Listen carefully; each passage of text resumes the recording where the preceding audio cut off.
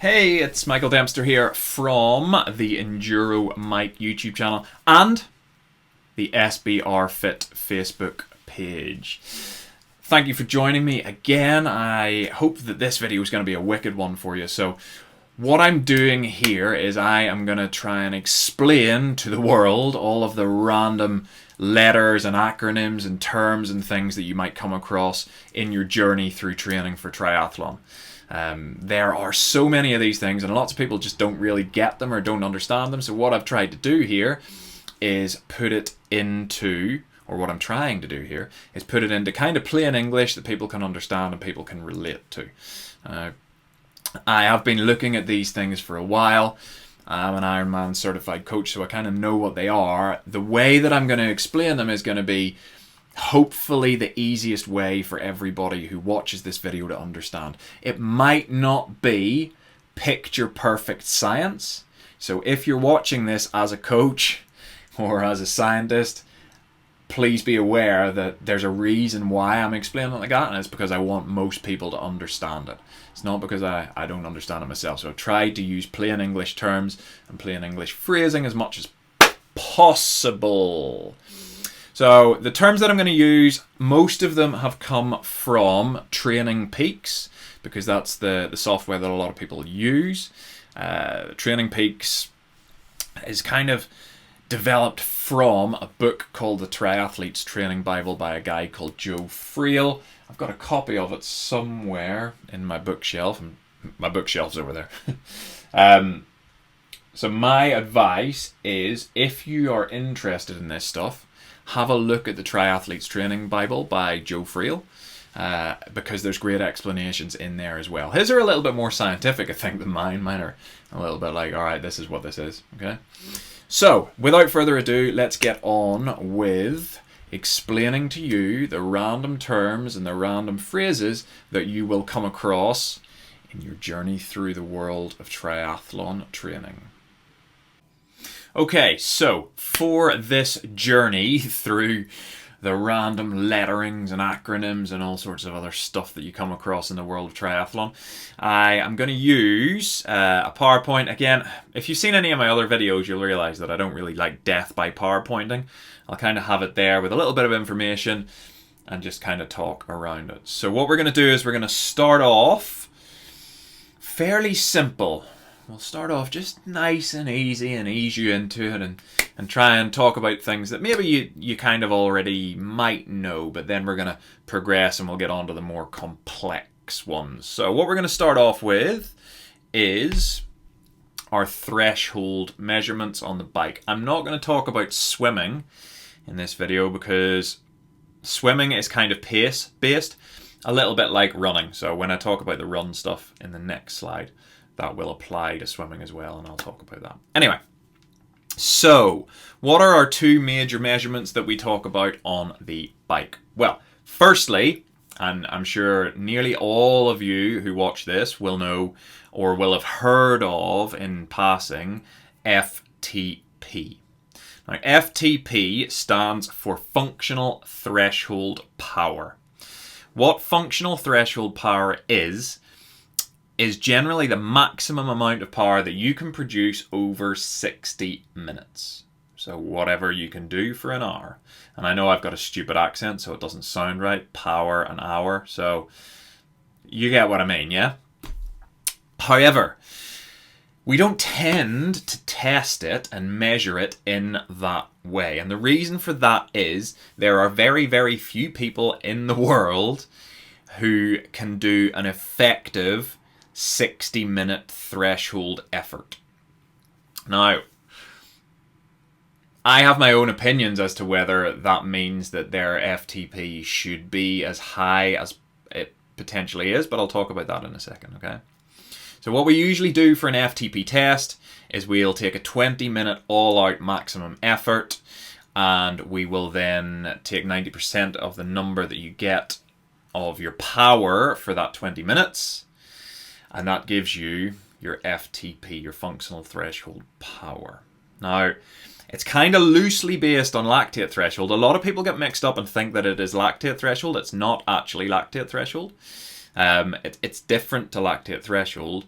Lactate threshold is an actual scientific measurement. But, before you all start shooting me down, it's quite a good guideline as to what your lactate threshold may be.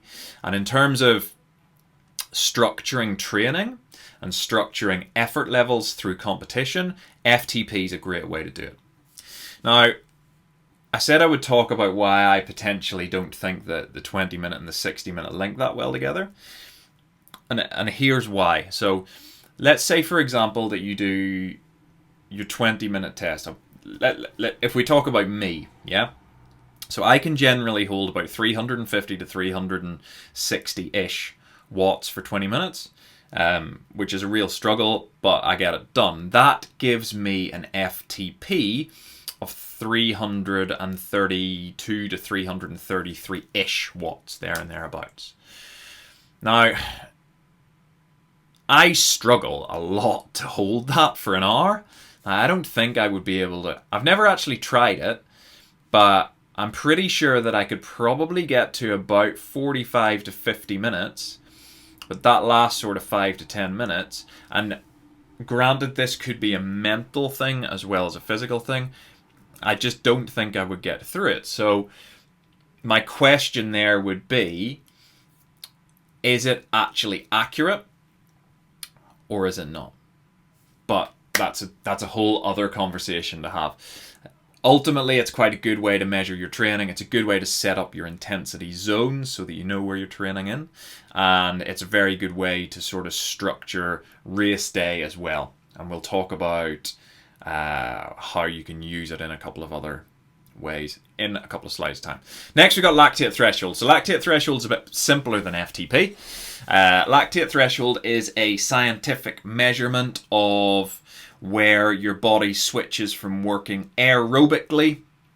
What that means is it's getting enough oxygen in order to process the carbohydrates and fats to produce energy for the body, but also has enough oxygen to get rid of the waste products from carbohydrate energy production, which is lactic acid. Now, anybody who works with me at Premier Global will know that I could go on and talk about that energy systems thing for probably about 60 minutes, so I purposely held myself back and kept it quite simple. I'll probably do another video about energy systems at some point. It's bound to happen because I love talking about them. They're kind of my favorite thing. However, that's roughly what we're talking about, right? It's the point at which you kind of run out of oxygen. Yeah, your body can no longer get enough oxygen in to, first of all, keep you aerobic, but then secondly, process the lactic acid that comes from carbon dioxide. Now, the signifying point on that is a blood lactate concentration. So you're taking blood tests for your lactate threshold. Once that concentration hits 4 millimoles per litre, you don't need to know what they are really, but once it hits that 4 point, then you're said to be working in the lactate energy system as opposed to the aerobic energy system.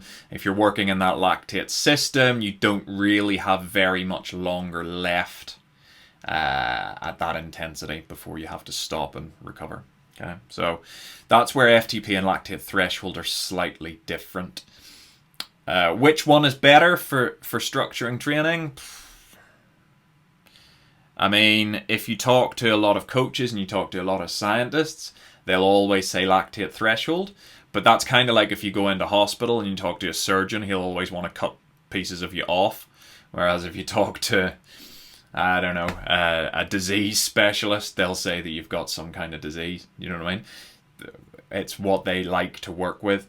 Personally, I quite like FTP because you can test it quite cheaply. You can test it for free as long as you've got a power meter. So which means that you can do it more often, which means that you can keep a track of where you're at and what's going on forwards from there. So that's FTP and lactate threshold. Okay, so those are our bike measurements that we mainly talk about. Okay, so now we want to look at the run. So again, threshold measurements. FTP is actually a run thing now as well, would you believe it? It's not massively well known and not massively popular, but you can now get a power meter for your running shoes. This isn't something that I use particularly, and it's not something that I actually know a huge amount about, so I'm not really going to spend loads of time talking about it because I might be talking a load of rubbish, and I don't like talking a load of rubbish. Okay, so it's there, it exists. I think over the next period of time, it's probably going to be something that becomes a lot more prevalent. So that's that. We then have our lactate thresholds. So when we talk about our lactate thresholds on the run, we generally will be talking about pace or heart rate. Pace is quite straightforward. It's kind of how fast you're running. Usually it is expressed in minutes per mile or minutes per kilometer, depending on which ones you like to work with. And again, it's kind of managed by that 4 millimoles per litre idea. However, there's a really good test you can do to give you your lactate threshold pace and your heart rate pace. I'm going to do another video about tests and what are the best tests to do for triathletes, because they can vary. But the test that I like to do for that one is a 30-minute run test.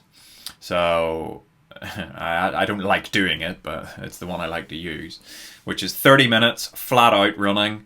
After 10 minutes, you hit the lap button on whatever watch it is that you're using.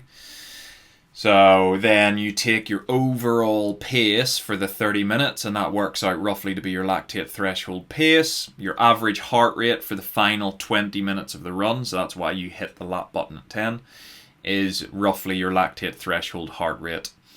And then you can use that to kind of work on your pace and your heart rates. I'm not a huge believer of training with heart rate. I don't really like it. I think it's too variable and there's too many things that can affect it, taking it up or down to give you good comparable results and good comparable training metrics. Like coffee, for example, bumps it up.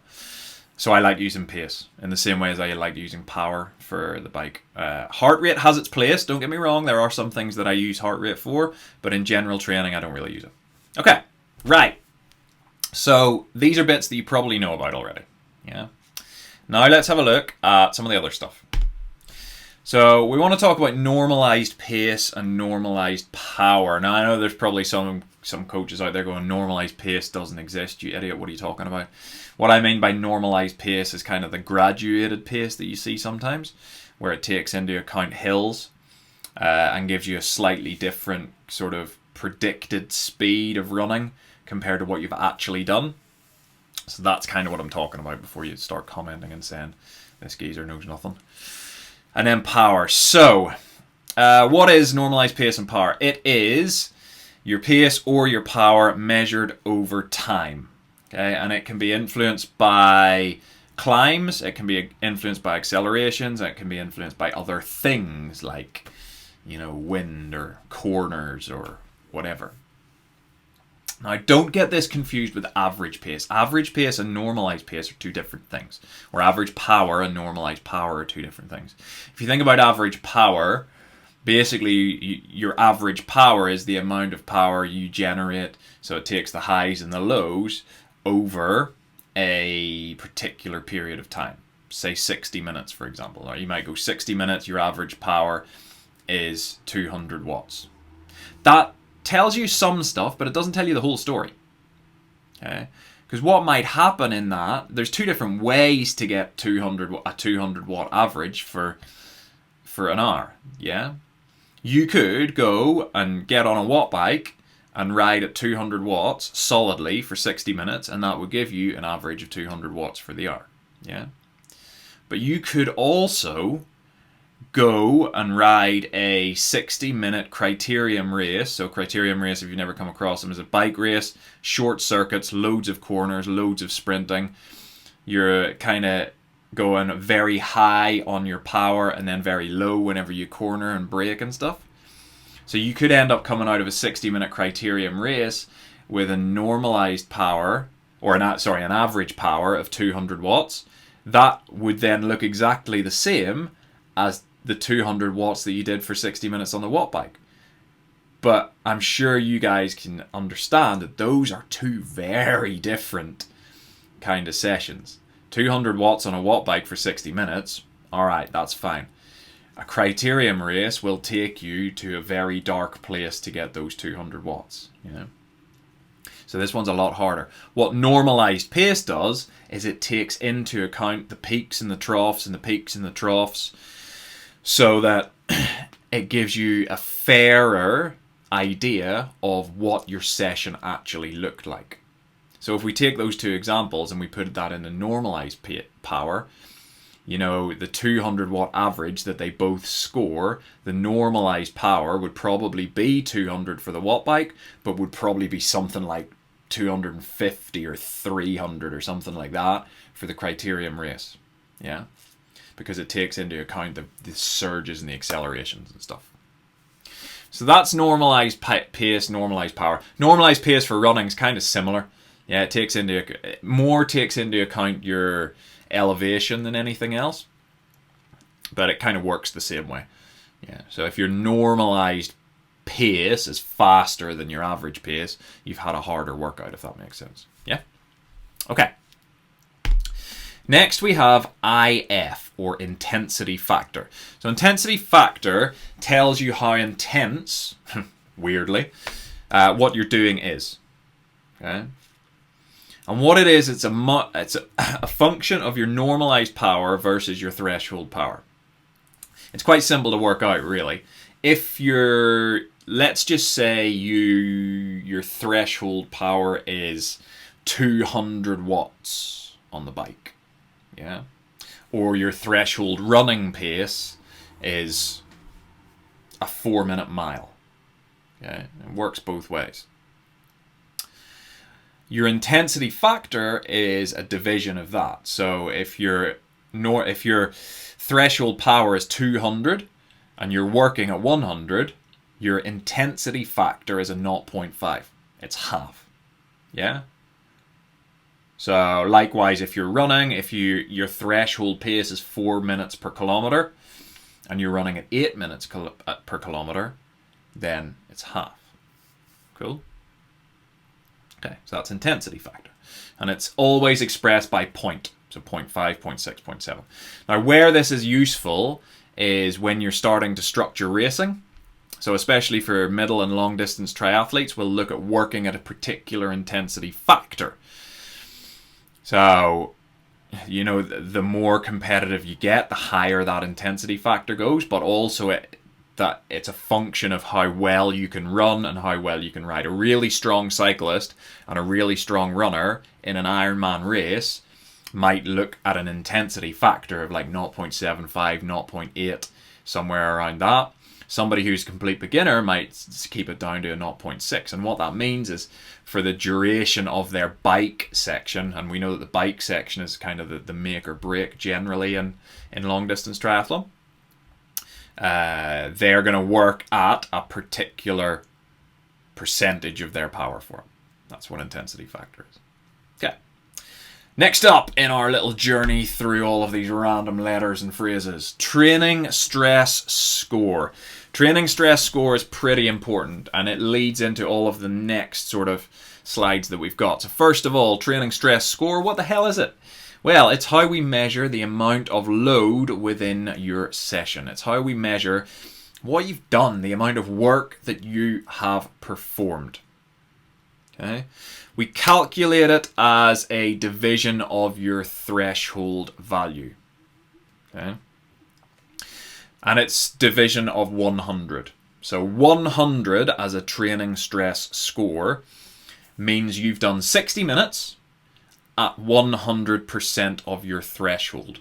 Okay? So if we go back to when I was talking about FTP, if you hit that 60 minutes, so for example, if I hit 60 minutes at 333 watts, which is my FTP, that would get me a score of 100 for my training stress score for that 60-minute period or that workout. Okay? And you can monitor, or structure that into workouts and all that kind of stuff. So for example, you know, if you wanted to do a 2-hour training session and you wanted to do it at 50% of your threshold, that would give you a training stress score of 100. Why do we care about this? Well, we care about it because it allows us greater freedom to structure our workouts, and it allows us greater freedom to plan in the future. And we're going to talk about what this leads into and how that works in a second. Okay? But remember that not all TSS is equal. Yeah. So if you go back to the example that I gave you, 60 minutes for me at 333 watts, I've already said I actually don't think that I could do that. I might give it a go, and you know what, I might do a video and just film it, and you guys can watch just to see whether I do it. So that would be 100. It would be a very, very different session if I go out and ride 2 hours at what? What's half of 333? 150, 165, 166.5? Maths isn't my strong point, but I think it's about 166.5. It's 50% of threshold. That 100 score, I would probably barely even notice I was pedaling at 166.5. I know that sounds like a brag, but like when your threshold is 333, that's the way it is. So remember that not all training stress score is equal. You need to take other things into account. And a lot of people miss that whenever they're talking about training stress score. Okay, next up, CTL, chronic training load. Otherwise known as fitness, for those of you who do use the Training Peaks software and are believers in the Joe Friel methods of training. So chronic training load is your tally of training over a 42-day period. So what it'll do is it tallies up your days training stress score and all of the workouts within that 42-day period, divides it by 42 and gives you a number. Okay? Yeah? Fairly straightforward. This is why training stress score is important, because it all goes into the melting pot and it tells us over a period of time where you're at. Yeah? And what we can do is we can then manipulate that. Yeah? So year on year we can look at what you did previously. What was the load of training that you had? Did that work for you? If it didn't, then is it because there was too much? Is it because there was too little? So chronic training load gives us that visibility that we can work with, and it's really useful. Okay. General guidelines for chronic training load is you want to increase by generally like 4 to 7 points overall on a weekly basis. That keeps you nice and safe. If you are a fitter athlete, I'm going to talk about why it's called fitness in a second. You can go higher than that, so you can go up to like 8, 9, 10 points potentially.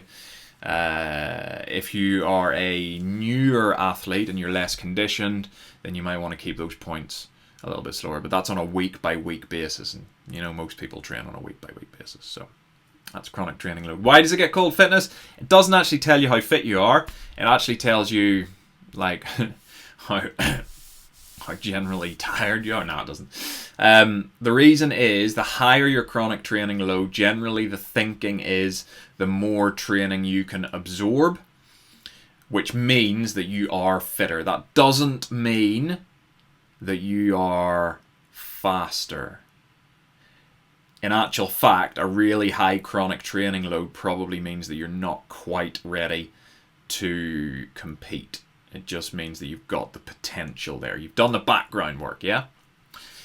So now we want to talk about ATL, or acute training load, which is known as fatigue if you look at Training Peaks or you have read the Training Bible or whatever. Now it's different to chronic training load. Acute means kind of a little bit more recent. It's that rolling tally, but it's done over 7 days, and it's the 7 days previous to the day that you're on. Okay? So generally what it's telling you is how much work you're doing at the moment. Okay? Yeah. So it's how much kind of effort you're putting through your body, how much pressure you're putting your body under. A higher ATL, a higher acute training load, generally means that your performance will be less. because you're going to be tired. Yeah. And if you watch these numbers as they go through, you'll see that the higher that number goes, kind of the harder your sessions tend to feel. And that's because it just makes you tired, more tired, tireder, whatever. Yeah. So over the 7 days, it is your tally of training load. Remember, TSS, training stress score, over the 7 days. Now you know why training stress score is important, because it feeds into both of these metrics. Now the next one that we've got, and this is called fatigue, by the way, and I think it should probably be fairly straightforward why it's called fatigue, because it's the amount of tiredness that you're carrying. The next one we've got is called training stress balance, and it is otherwise known as form. Now, training stress balance is the difference between your chronic training load, so your potential for fitness, and your acute training load, which is your tiredness at that point in time. Okay? Now, where the training stress balance is important is when you're getting ready for competition.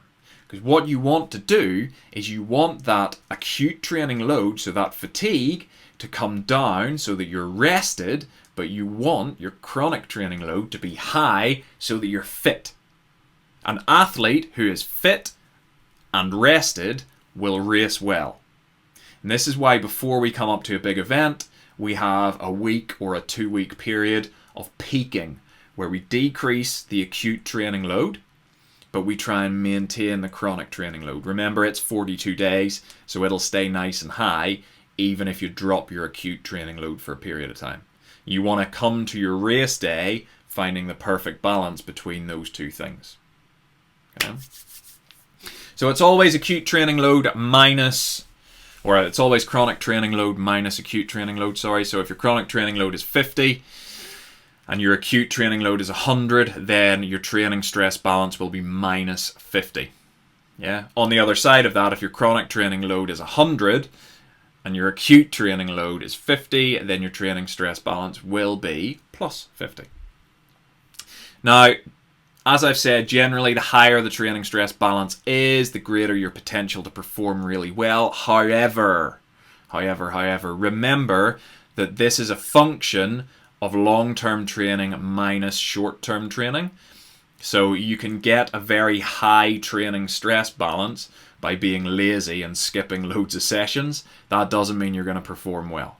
Okay?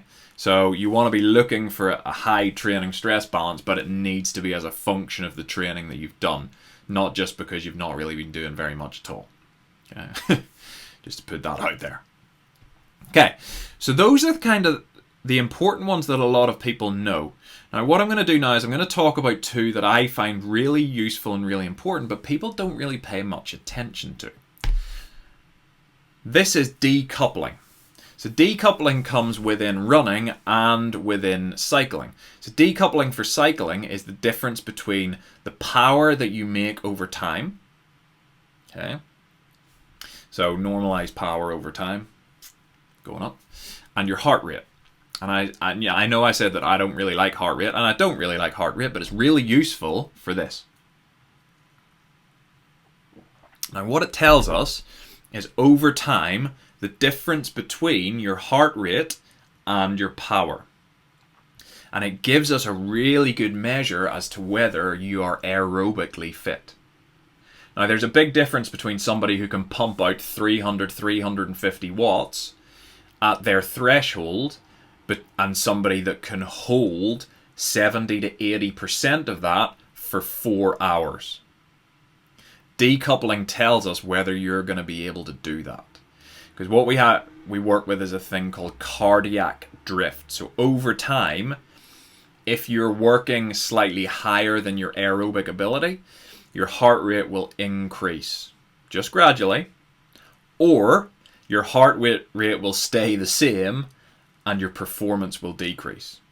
One of those two things will happen, and that is expressed in decoupling. Now, if you're using Training Peaks, you'll see this as pw.hr or pa.hr for running. And you can measure it over different periods of time. So like 30 minutes, 60 minutes, 2 hours, 4 hours, whatever, going up further. As you get into longer distance triathlon, which is what I specialize in working with people on, Generally, we'll look at like a 2 hour to 2.5 hour for a half Ironman, and maybe a 4 hour test for an Ironman. We'll set you up at the heart or at the power that you want to be working at. So, you know, if it's 250 watts, we'll say, right, you want to maintain 250 watts for this period of time, and then we'll look at how the heart rate reacts to that. If you get to 4 hours and there's like a 20% difference between your heart rate and your power that you've maintained, we know that you're not fit enough. So we need to go back and we need to do that zone 2 work to really build that aerobic base. That's why it's so important. Yeah, you can nearly tell whether you're going to have a really good race in a long distance triathlon or you're going to blow your brains out 3/4 of the way through the bike just by looking at decoupling. Useful. Yeah? And the same for the run. So if you hold a specific pace on the run, say you're running 4-minute kilometers or whatever, and you see your heart rate's going way up as you go across time, you know that you've not got the baseline conditioning in there yet, and you need to go back and work on that. So that's decoupling. I like decoupling, it's cool. Okay, finally, power to weight. I've only thrown this in for the Zwifters, because the Zwifters love a bit of power to weight.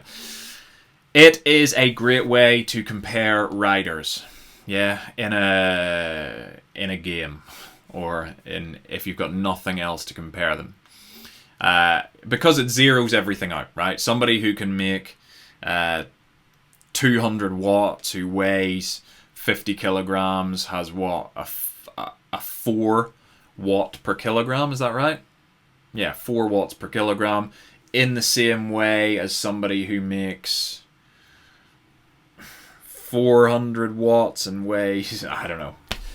Basically, it's a division that levels everybody out. And in terms of Zwift, it's really useful because it then gives you a kind of level playing field to see where you're at and see your comparison.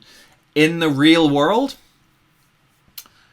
it's not as useful. People get really hung up on their power to weight, and I do as well. Like, don't think that I'm not guilty of this myself. But think about it this way. Unless you're going uphill, your weight doesn't matter too much once you're moving. Okay? So once you're out on the road, the weight just doesn't have as much of an effect as if you're going uphill. So for those of you on Zwift who are very light and not very powerful, if you go out for a ride with somebody who makes the same watts per kilo as you, but weighs a quarter as much and puts out twice as much power, you're not going to hold them on the flat. It's kind of the law. It's kind of like if you look at Fabian Cancellara, who was probably one of the best time trialists that there was. He was a big unit, couldn't really climb that well because he was so heavy. But if you looked at his power to weight ratio and you compared it to someone like Marco Pantani would probably blow him out of the water on his power to weight ratio. So going up a hill, Pantani would absolutely destroy him. But Cancellara's lower power to weight ratio, but actual raw horsepower, put them on the flat together and there is literally no comparison. So there you go. That's power to weight. I just thought I'd throw that in there at the end. Okay. I hope that this has been educational. I hope that now you can look at your training metrics, you can look at things on your watch, you can look at your training peaks, you can look at videos that the likes of me and other video producing people out there produce, random, and understand the kind of things that they're talking about. If you've enjoyed this, please feel free to share it with the masses. Sharing is caring. Remember to have a like of my Facebook page, which is SBR Fit. This is shared off that if you're on Facebook anyway, so just go onto the page and have a look. There'll be other useful stuff hopefully on there for you. If you're on YouTube, please subscribe and click the notifications button. And if you could put a like on this, on both of those platforms, that would be absolutely wicked. Guys, thank you for spending the time with me to watch this. And I hope that you have a great rest of day, whatever the hell you're doing. Thanks. See you later.